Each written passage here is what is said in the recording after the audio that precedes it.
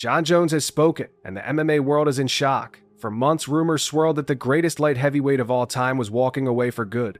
Some believed he was finished, content with his legacy. Others whispered that he was secretly training, waiting for the right time to reappear. Now the truth is out. Jones isn't done. In fact, he's training harder than ever, putting in 5 days a week at the gym, and the target is clear. He wants to fight on one of the most unique stages the sport has ever seen, the White House card. He's already back in the UFC testing pool, which means this isn't just talk. But here's the twist. The final call isn't his. It belongs to UFC President Dana White.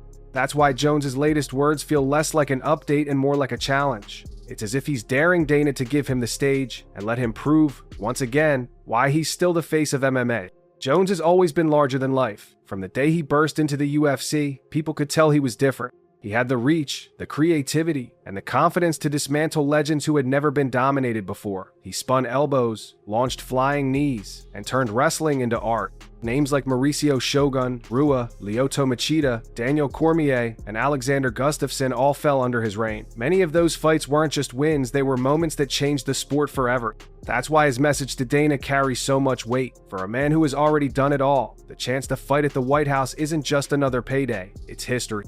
It's Jones stepping into a spotlight that no fighter has ever touched.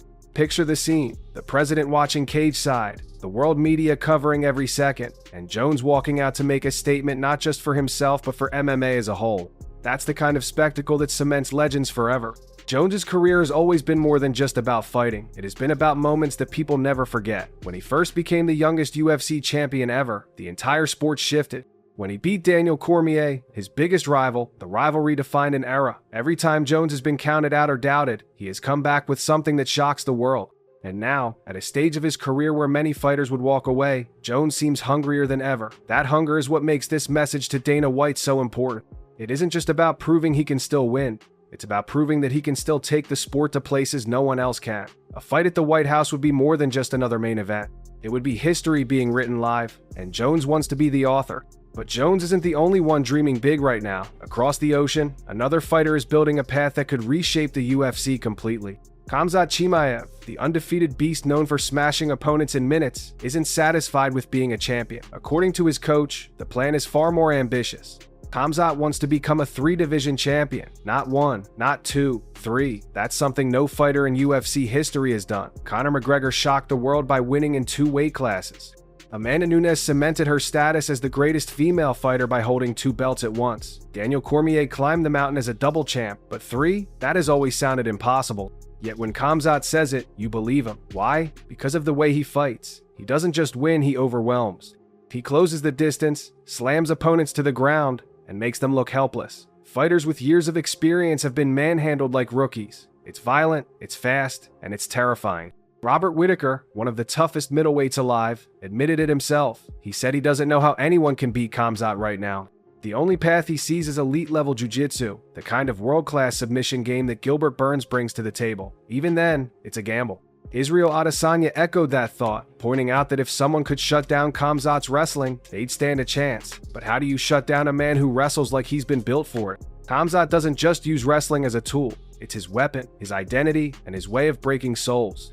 The scary part is, he's still young, still improving, and now chasing history with the dream of holding 3 belts. If he actually pulls this off, we won't just be talking about Khabib, GSP, or Jon Jones anymore. We'll be talking about Khamzat as the greatest of all time. What makes Khamzat even more dangerous is his mindset. He doesn't just want to win fights, he wants to dominate in ways that leave no question. He's called out fighters across divisions, showing no fear of size or style. That fearlessness is rare, and it's why so many believe he could succeed where others have failed. A 3-division champion would not only be a first for the UFC, it would completely change how we view greatness in MMA. Suddenly, every champion would be compared to Khamzat's run, and the bar for being the best would be higher than ever. While Khamzat builds his empire, another star is fighting for stability. Sean O'Malley, Sugar, the rainbow-haired striker who became one of the UFC's biggest attractions, is once again surrounded by rumors. Whispers began spreading about a potential fight in December against Song Yadong, the powerful bantamweight who has been climbing the rankings with knockouts and grit. Fans immediately lit up at the thought. O'Malley's flashy striking against Yadong's heavy hands, that's fireworks. But then the story took a turn. Yadong himself stepped forward and denied it. He claimed he hadn't been contacted by the UFC, that he was just as surprised as anyone to hear about the rumors. That denial didn't kill the speculation, it only made it louder. Because when the UFC wants a fight, it often stays quiet until the papers are signed. Now fans are asking, is this real or just smoke? For O'Malley, the stakes are high. After suffering back-to-back defeats against Merab Dvalishvili, the shine on his star has started to dim. A loss to Yadong would be devastating. 3 losses in a row would destroy the image of the flashy, unstoppable striker who was supposed to carry the bantamweight division. On the other hand, if O'Malley can deliver one of his highlight reel knockouts against Yadong, it could bring his momentum roaring back. That's why this fight, real or not, has people talking. And in MMA, staying in the conversation is half the battle. For O'Malley, buzz equals power, and power equals options. Even if the fight doesn't happen in December, the rumors keep him relevant, and relevance is gold in the fight game. But not every fighter gets the luxury of options. Sometimes the sport makes the choice for you. That was the case for Paul Craig in Paris. After suffering a brutal knockout loss, Craig stood in the cage and announced his retirement. It was a moment that hit hard. Craig wasn't just another fighter. He was the man who could pull off miracle submissions, snatching victory from the jaws of defeat. Fans loved him because he never gave up, because you never knew when he might twist his opponent into a trap and steal the win. But time catches up with everyone. His record of 1-7-1-0 tells the story of a career filled with highs and lows, glory and pain. His farewell message was emotional.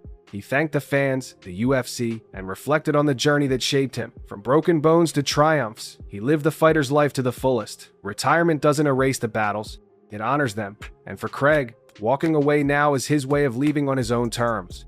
As fighters come and go, the UFC itself continues to grow into something far bigger than any single career. The recent deal with Paramount proves that. Valued at over $7 billion, the partnership changes how UFC events are broadcast and consumed. In the US, fans celebrated because the days of paying hefty fees for every pay-per-view are over. But in other parts of the world, like Canada, Australia, and New Zealand, pay-per-view is still alive. That didn't stop the excitement though. $7 billion is proof of just how massive the UFC has become. Add to that the announcement that T-Mobile Arena in Las Vegas will remain the UFC's main stage through 2030, hosting at least 4 mega events every year, and you realize just how far Dana White has pushed the brand. It's not just about fights anymore, it's about building an empire that stretches across continents. But empires attract drama, and no one brings drama like Paulo Costa. Known for trolling opponents and stirring controversy, Costa crossed a line recently when he made fun of Shara Magomedov's blindness in one eye. Shara, nicknamed Shara Bullet, has been fighting at an elite level despite being completely blind in that eye. His story is one of resilience, proof that determination can overcome limitations. That's why Costa's comments hit so hard. Shara's coach fired back, warning Costa to worry about what happens in the cage instead of cracking jokes. The timing of this back and forth is explosive because the UFC is rumored to be booking Costa against Shara for a November card in Qatar. That means the insults won't stay words for long.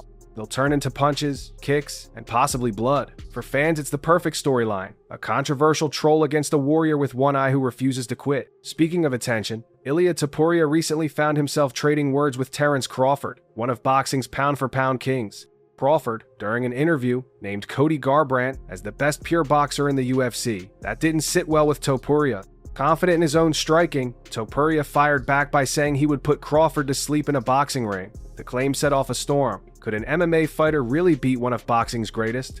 Fans argued back and forth. History says no, pointing to McGregor's loss against Mayweather. But confidence is everything in this game, and Topuria is overflowing with it.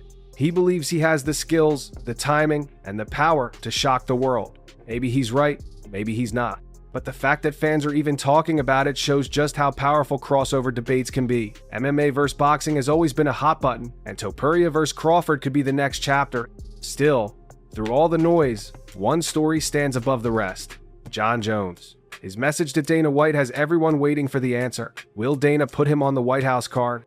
Will we see Jones back in the cage, chasing greatness once again? The possibilities are endless. If Tom Aspinall wins his next fight, a showdown with Jones could be one of the biggest heavyweight fights in years.